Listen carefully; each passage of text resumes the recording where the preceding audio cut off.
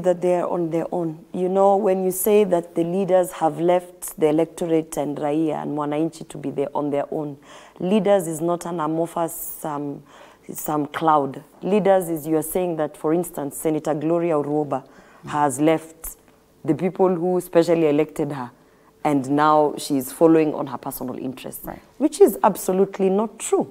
It is not true. The thing that is happening is that we are not speaking about the wins. As you've said, we've just clocked 1 year, yeah?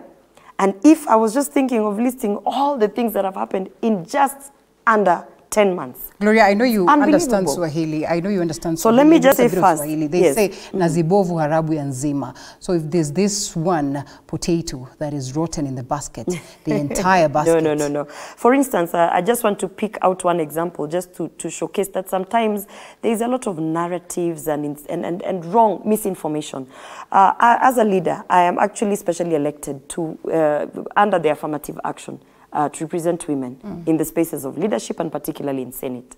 Under 10 months, if you want to hang me there and say, Gloria, it is through you and a few other leaders that brought to us the Kenya Kwanza Women Charter. You promised us this and this and this. What did you do? Without even speaking, I can tell you, we have more than enough wins to say that I have taken up the mantle with my responsibility. Look at what the government has done with sanitary pads. You know, we came from a budget of 260 million per year to just shy of $1 billion. The same budget that is being shot down is the budget that is fighting for girls. Yes? Because we want our girls to remain in school. So let me speak from a point of me and my leadership, because I can only now hold myself accountable. If it is about fighting for that budget, we did.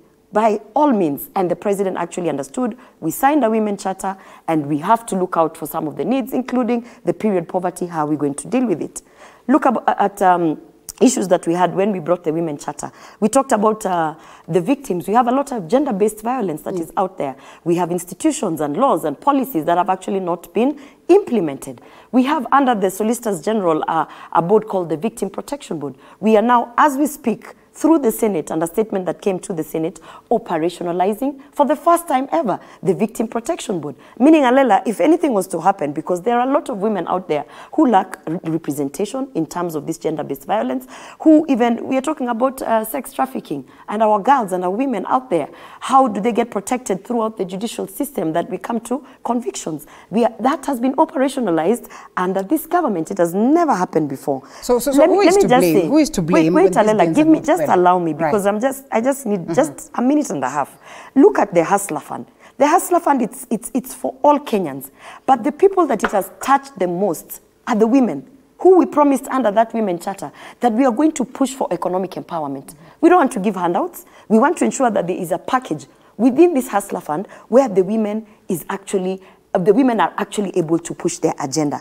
Representation in government, whether you like it or not, you can spin it, you can do whatever you want. This is the first government that has the highest number of women represented in the cabinet, in boards, in parastatals, in wherever that there was a presidential appointee. Women have actually been kept to the forefront, and this is the first government that is taking seriously the 2/3 gender rule. And that has to be appreciated. Alela, let me finalize. The school feeding program. People might think that just came from the air, that we are just launching programs left, right, and center. Personally, when I ran my campaign, Alela, and I sat in studio here, and I talked about Ujia Glow feeding program.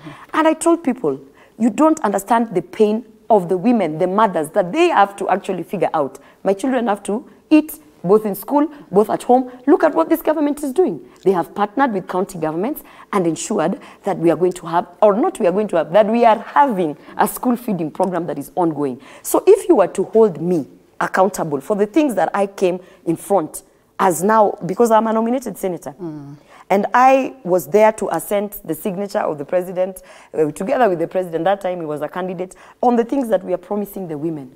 In under 10 months, we are literally about to close and say, if it's for the women charter, tumemalizana. So I think what